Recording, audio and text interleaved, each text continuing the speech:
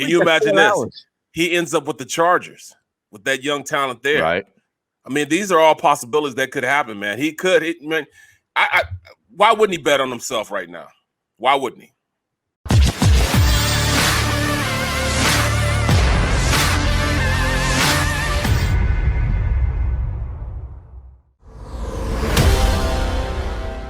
Now, I'm sure they're going to trade a bunch of those guys.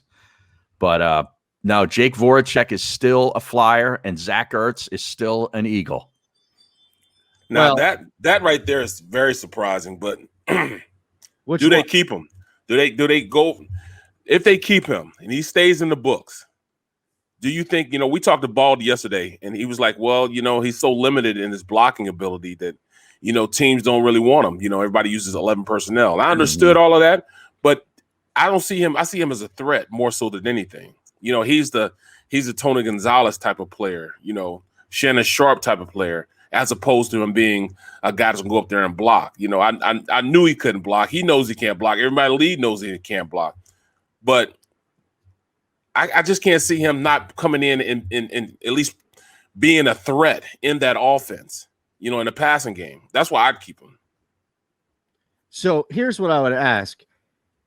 If you are a team that has interest in Zach Ertz, the market is pretty much like nobody's going to give up a 5th rounder for Zach. Right. No, right? Exactly. Yeah. So where the market pretty much is, where maybe you could be squeezed out of a 6th rounder at most, but or a 7th. A 7th rounder. Yeah. Or cash maybe, right? Like something even to that level. So here's my theory is there's one team that really does want him in the sense that they could use him, and not to you or Baldy's point about dominating an 11 personnel, but being a second option at that position, especially with a former teammate and a former coach who is running the show. So if I'm Indianapolis right now, I know that Zach Ertz wants to play for me. I know that the quarterback and head coach have a relationship with Zach Ertz. So the only thing I could possibly be baited into is hearing Buffalo or fill in the blank is interested in trading a 7th rounder and be baited into a 6th rounder. But, and I'll leave you with this, you just dealt with this team in Philadelphia for Carson Wentz. You just saw how there was a market set that really wasn't set. So you can see through a lot of the nonsense. My theory is Indy's just going to sit on their hands, wait for the Eagles and this thing to come to a head, and either it's this year or at some point Zach Ertz gets released and goes to Indianapolis because that's where he wants to play. Well, at this point, if I'm Zach Ertz, I don't want to go anywhere. I want to stay right where I am because he's not going to make the money he's going to make for the Eagles right now. I think he's making like what? This year's contract like 7 point something. Yeah, he's making million. You're right. Well, he's not going to even get. He'll barely get over the league minimum if he goes, for his year, for him. He'll barely get that. I mean, barely get over that. So we're talking to him about him getting close to like maybe 2-3 million, as opposed to getting almost 8 million here with the Eagles. So I'd want to stay, bet on myself, go out there and ball out, and then when they get closer to the trade deadline, they deal him then. That way, both sides accomplish what they want to accomplish. He gets paid, and he still gets dealt.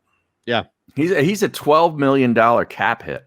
Yeah, 12.7 actually, and 7.7 of dead money. Well, here's the thing.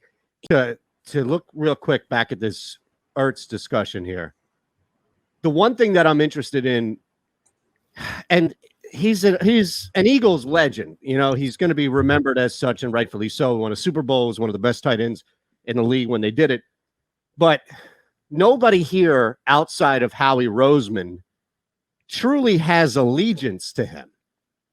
And even Howie Roseman, we've been told, for whatever you want to believe, that relationship isn't like, yo, what's up, man? I haven't seen you all summer. Tell me how you been. How's the family? What's good? We got to get together. A cookout, please come over.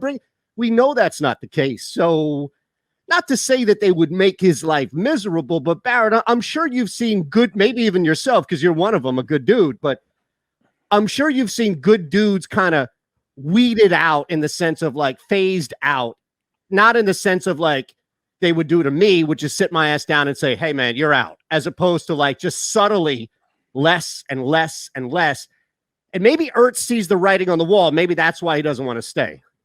Well, of course that's what they see. I mean, there's a younger guy there that's in Goddard he's more of a weapon right now. He has more of a skill set that the Eagles like more than they like what Zach Ertz did. And you got to look at this also. That was Carson's go-to target, right? And that's why he was so successful. Carson trusted him, so he would force it to him. He may not be, or get the same stats that he got when he was with Carson as he would now, even with, Hurts being at the quarterback position. There might be other guys that are better than him that they won't go to. So I think that's more so what it is. Yeah. He's not going to be the same guy because he's not going to get the same targets. And he's not going to be able to do it. We already talked about his yak yardage. Which doesn't exist. Right. It never did. Even in his prime, it didn't exactly. exist. So what else could he bring to the table? Well, he's still a very good route running, pass catching tight end. Zach Ertz reminds me of to bring it to our business. Like he's the holdover from a previous show that they broke up. But maybe they couldn't get out of this one guy's contract, and he didn't cost an arm and a leg. So they'll keep him on and put him with the new show, but he doesn't really feel all that welcome or comfortable. And it's a different chemistry, and he'd rather just be out of there. Does that make any sense? Perfect. That's the way to break it down. I mean, he's not what they want. Right. But they don't really need him, but yeah.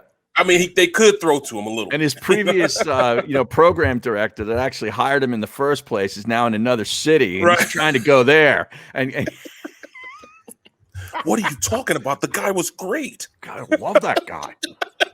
It's almost like you're speaking from experience. Right. Yeah. I didn't know you were that good. I was wrong. No, I think you're right, man. I think that's a great analogy to it. Sure. Yeah. Look, I don't know what's going to happen here. Clearly, the future for another team. And here's the thing, where I don't like Zach Ertz has already won a Super Bowl, so he's not ring chasing. Mm-hmm. But come on, Barrett. I think we always apply that mentality of ring chasing like it's to somebody who's never won. But he doesn't give a damn about ring chasing. He wants money. Well, hold on a second though. Money in a situation where everybody around you doesn't want you versus taking a little less money to get back to the playoffs, to get back to that feeling of like you won a Super Bowl. You're telling me that you wouldn't ring chase to get a second one or a third one or a fourth one? There's nothing wrong with that. Nothing wrong with it at all. But this scenario, I think, is different. It wouldn't necessarily be with Zach Ertz. I don't think it would be ring chasing. I do think that he's going to be respect chasing. Okay.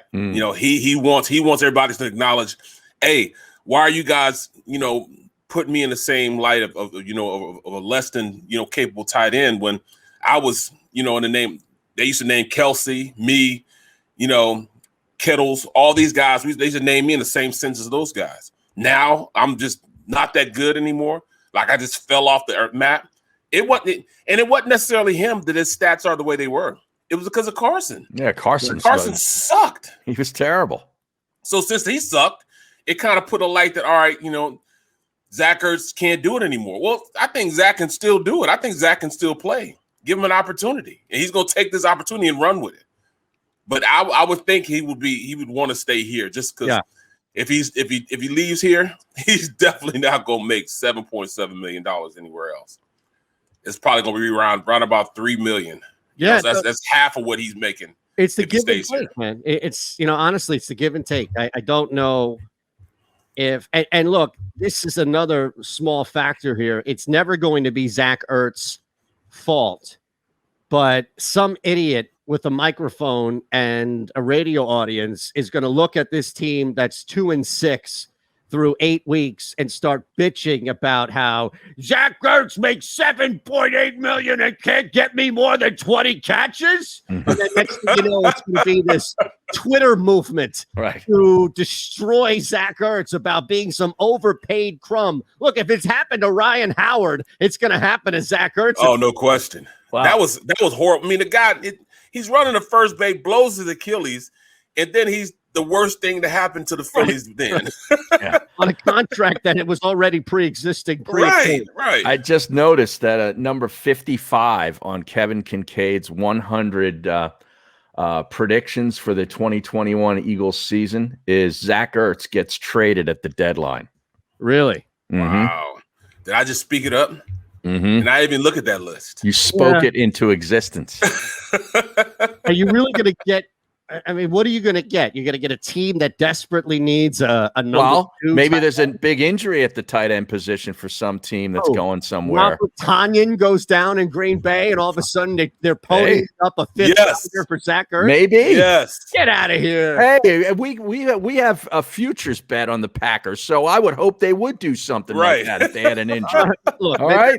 Let's be self-serving about it. To Ertz sounds pretty good to me. Yeah. Irv Smith goes down in Minnesota. Next thing you know, they're going crazy about Minnesota Sports Talk Radio. If you don't trade a fourth rounder and secure Zach Ertz right now, then fire this head coach. Well, look.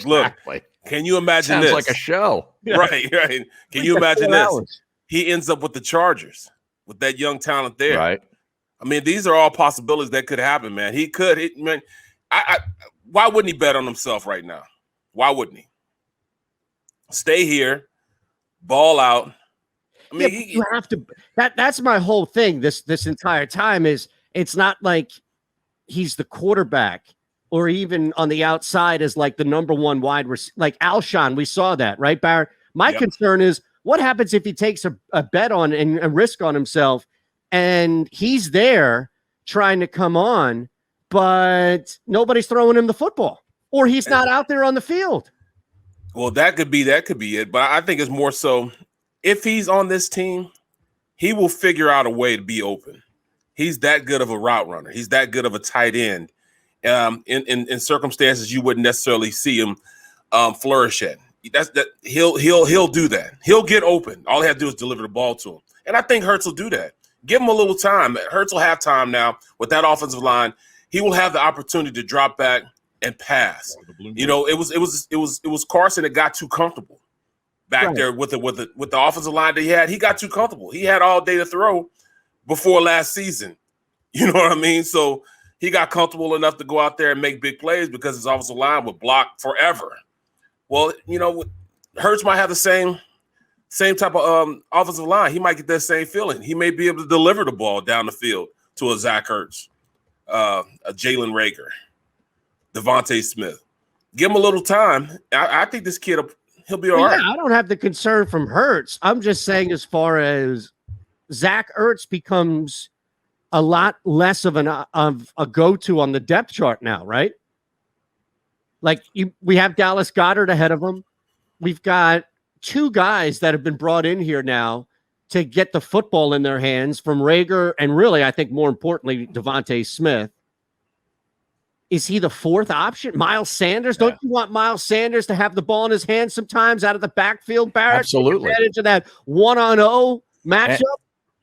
That makes a lot of sense, man. You think about in order for him to be in order to convince Barrett. I'm doing narrative stuff, and Barrett's like, nope, not buying it, not buying it. Yeah, I just looked. The Indianapolis Colts have 7 tight ends on their depth chart. Who? Yes. Mo Alley Cox? Yeah, Mo Alley Cox, Jack Doyle, of course, Kylan Granson, which was a 4th-round pick in this past draft, and then a bunch of other guys that probably don't matter, but they're on the roster. Well, you look at, you know, from a sense that, you know, what they did in Indianapolis. They ran the ball in Indianapolis, and they had a lot of 12 personnel, maybe 13 personnel, even some 22 personnel, 2 running backs, 2 tight ends, or three tight ends and 1 running back. You know, that's 13 personnel. But they used a lot of tight ends because it's really hard to defend a team when you have the ability to run the ball and pass the ball out of the same formation. Yeah. And that's exactly what Zach Ertz provides for him. Right. You know, that 2 tight end, 12 personnel package, they call it Tiger. You're not giving away tells at the line of scrimmage that way. Exactly. You know, so I mean, it's I could see this offense being molded around Zach Ertz being on the field a lot, but in 12 personnel. In Philly? Yeah, in Philly. I mean, because you have to. even though, we have some good receivers now. I mean, I'm thinking we have good receivers now. So Smith, 2 guys, I think you can say. And look, Rager still has to develop, right? Right. But I'm with you. Yeah, you can't write him off. No. I'm more. So you have some weapons. Positive on him than not. You have weapons, man. You have weapons. They just need to use them. In order for them to use them, they got to be on the field. And if Zach Ertz is going to be an integral part of that passing offense, he can have some success.